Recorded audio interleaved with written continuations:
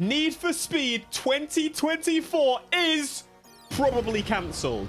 Probably. You know what time it is. It's time to discuss the next game. Everything we want to see, what we expect to see, and some hints as to has Criterion already been cooking a game? Now, at the front, I've got to make it absolutely clear. I have worked and I'm working with Criterion to give feedback for a specific element of the game. And that's the updates for Need for Speed Unbound. This is not just me, this is a whole bunch of community members, including some from the Unite mod team, which is just great. But we've got a whole bunch of people from different perspectives, and ultimately, we are focused on the updates. You might have questions like, when is it coming if 2024 is cancelled? You might have questions like, where's the location going to be? What's the cast going to be like? What?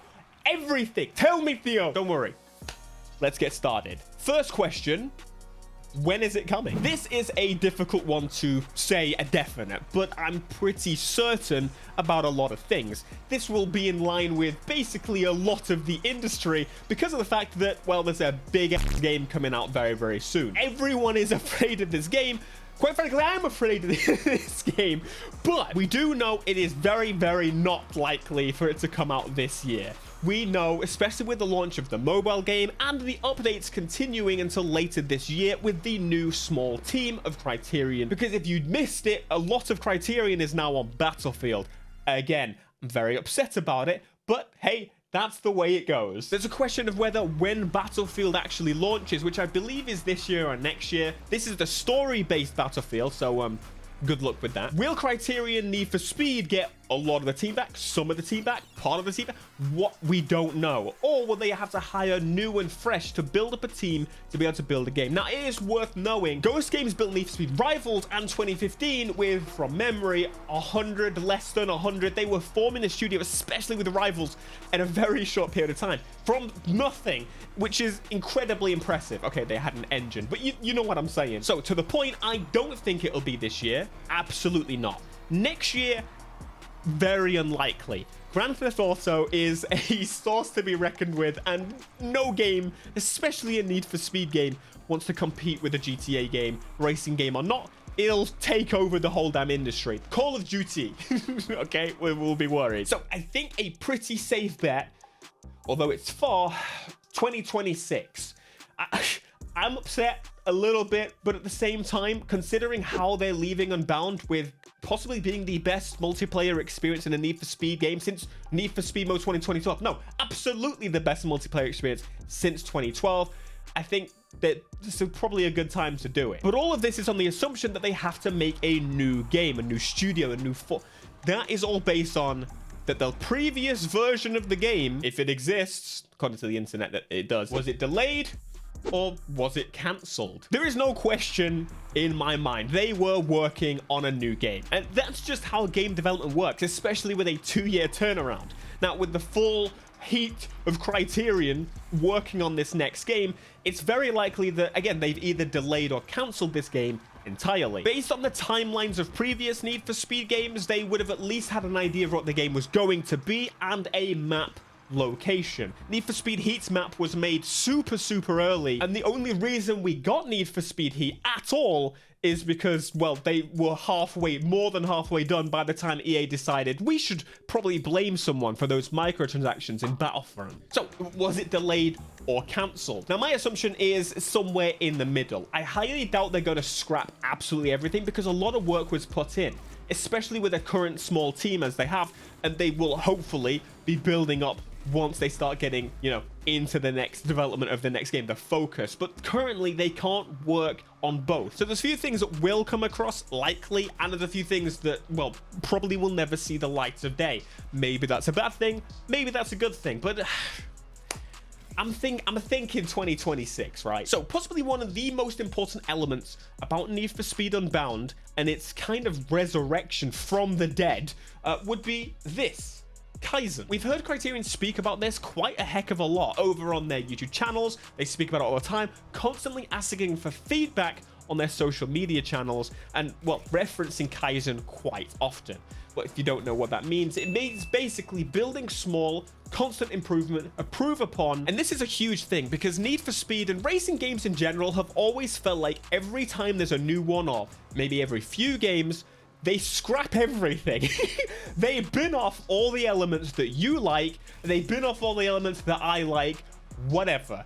It seems like so much wasted effort and love happens with these racing games. So this is where this should change. We were very close to keeping a bit of a balance with Ghost Games when that happened, but even they themselves added drag racing, added this, that, and the other, and in Need for Speed Heat, we had none of it, which just makes no damn sense whatsoever. So the drag racing, the drifting in Need for Speed Unbound, the Hot Pursuit update, and whatever the final update is going to be, all of those elements, most of those elements, should see life in the next game, but improved upon.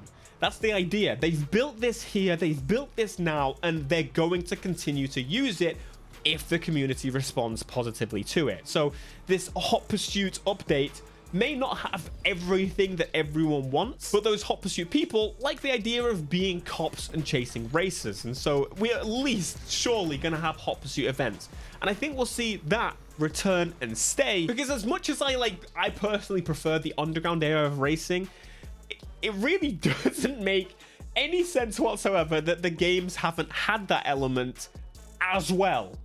Then so you could do that also, which really brings me on to the question of, will they successfully blend multiple Need for Speed elements? Because Need for Speed is a lot of things to a lot of people, and so what they've tended to do is go one route really heavily and completely avoid the other. That's why we got Hot Pursuit 2010, and let's say we've got Need for Speed 2015.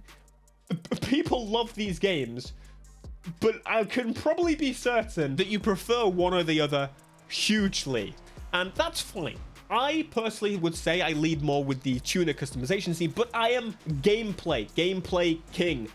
So I would really like to see gameplay elements created for those games, like, I'm not talking weapons, but like the police chases, calling helicopters, calling in roadblocks, realistic elements like that. I can absolutely see blending into the normal world of Need for Speed. Hell, it could just be part of the game. It could be a mode of the game. It could be a whole separate career like they did in Rivals.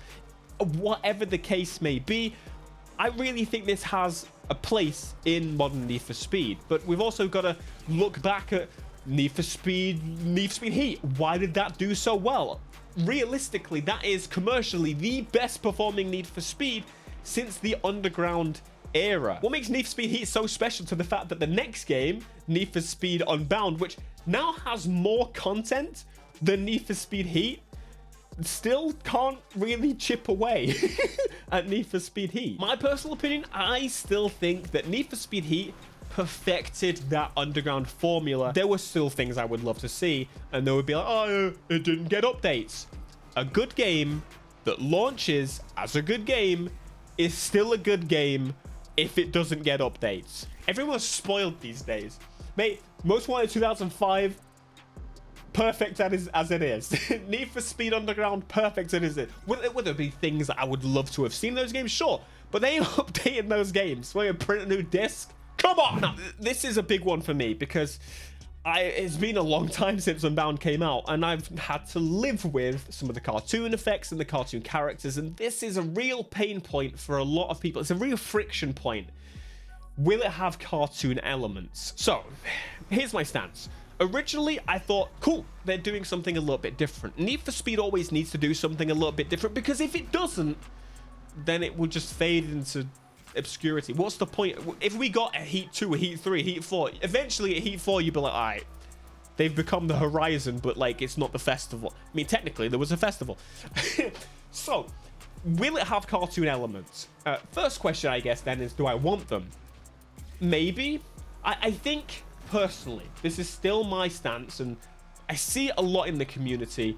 I think a lot of people don't mind the effects because you can now fully turn them off. We've got the light trails with the normal smoke. We've got the normal smoke without the light trails. You can fully turn them off if you so wish, which is great. So now they feel a little bit more like the crew's vanity, which no one complains about, which is strange, isn't it? I've always kind of thought about that. Anyway, the characters. Oh, I really hope they don't. Look, I get it. I get why they did it. I straight up just explained it. And if you like it, I'm sorry, the majority of people don't. They've kind of dug themselves another trench, haven't they? Oh, now Need for Speed needs both realistic and cartoon characters. That could work. But I think no. I think the cartoon characters should be a no. The cartoon effects should stay and be optional. I really do think they add to the gameplay, and I think for a lot of people, it really just helps. I do agree with a lot of people, if they went fully cartoon, that would be really nice, but at the same time, there would be more complainers. There would be more problems than not, and I don't think that's the route to go. I think it's to stay as we are, cartoon effects, reduce, and bring back the realistic characters. And to be honest, one of the other elements of it that's kind of linked to this, the playable characters in Unbound, I didn't align with the voice, there's no choice in what you say, the things that they said. I hated my character. Maybe more than most of the characters in the game. Rydell is a legend. We love Rydell. But I think we need to go back to the not cartoon characters. It just doesn't work. I get what they were going for. They were going for like one of those squad shooter games. And they were like, yeah, we were going to have our squad shooters. I couldn't give a goddamn about these cartoon characters. I have nothing. But Anna, please. Anna, please come back. I love you, Anna. I miss you. We had it so good with Anna. We had it so good. I can't believe... What happened? Come bring Anna, please. But I think it'll have them. I think it'll have the cartoon effects. I feel like that's a new thing that quite a lot of people are really enjoying. And let's say, for example, they improve the photo mode and you can just have the effects happen in photo mode, or you can... It's just kind of perfect for like those cool posters, like underground style. I see it. Now, I don't want to speak about this topic too much, but music is a bit of a pain point for Unbound. I know a lot of people disagree quite hugely with my opinion on it, and that's absolutely fine. But I think the Unbound soundtrack is actually really cool. But I'm not going to sit here and say, oh yeah, everyone should like it, because that's just ridiculous. I like a mixture of music. I like every damn genre that exists. Usually, let's say 90s and before. My preference is for hip-hop rap music, and so I quite enjoyed it, seeing world music, and I found some songs that I still play to this day. But I don't agree with the idea that it should just be one route. I think we should have a mixture, and I think we should have EA tracks return so you can turn on and off the songs you don't like and choose where they're played, or radio stations. I think that's probably the best route. There are times when I want drum and bass, there are times when I want hip-hop, there are times when I want rock. But I don't really get to choose in this case. I just kind of get thrown mostly some odd songs. But then sometimes I get Punya Pap and I'm like, Punya Pap! If you don't like Punya Pap. Speaking of splits, this one I'm going to touch pretty lightly because I feel like I complain about this all the time. The single player and multiplayer split were kind of stupid. I think single player multiplayer split was ridiculous, especially in the state that the game launched. I don't care if, oh, it would have been like it is now if they had enough time for development. I don't care. It was kind of stupid, and it's a real fail point for a lot of people. They play through the single player and then they have to start again for the multiplayer. They lose access to most of their cars. I think it's a dumb idea. I think what would have been a better idea is, like Need for Speed Heat, single player, multiplayer, full single player, which are basically the same thing, or a third tile for PvP. I think the world of the single player feels deader because of it, and I think the multiplayer is really segregated. It's improved because of the new PvP tile, and I think they should keep that. But I think the multiplayer and single player need to blend back together again. That's my personal opinion. I know it was difficult to get races going. That's why I say PvP being split was best, but I think they went a little bit too far with it. I think they had an idea that Heat failed in this way, but clearly Need for Speed Heat is still doing really, really well, and you lose co-op because of it. You lose the interaction with people outside the garage. It just doesn't really work in the way that I imagine they were kind of hoping for. It's a Need for Speed game. We're gonna talk cars. Look, I'm really easy to please with cars. I think that's become pretty clear. A lot of people have twisted my words and assumed that I am agreeing with the fact that $20 for a swag pack is okay. It's not okay. And trust me, Criterion have been told.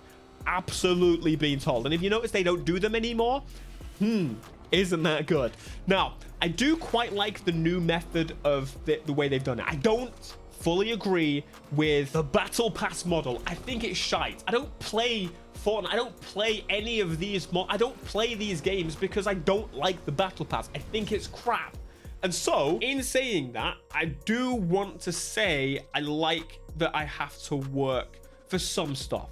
I think the cars should give you access to customization straight away. It doesn't make sense for the base game to give you all the customizations in one go, and then you have to grind out the others. It doesn't make any sense whatsoever. However, I don't think it's that bad having to unlock new wheels and things like that.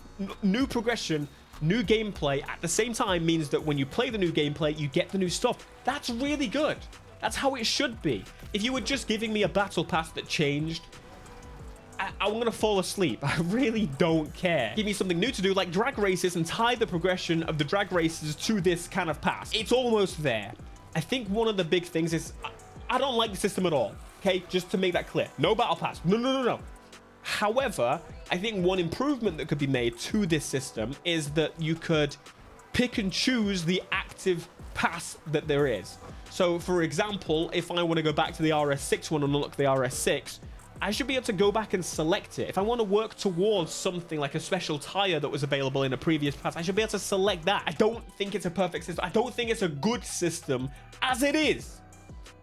But based on, they can't build new features, and we get a new car, new wheels, new everything for what, like £7?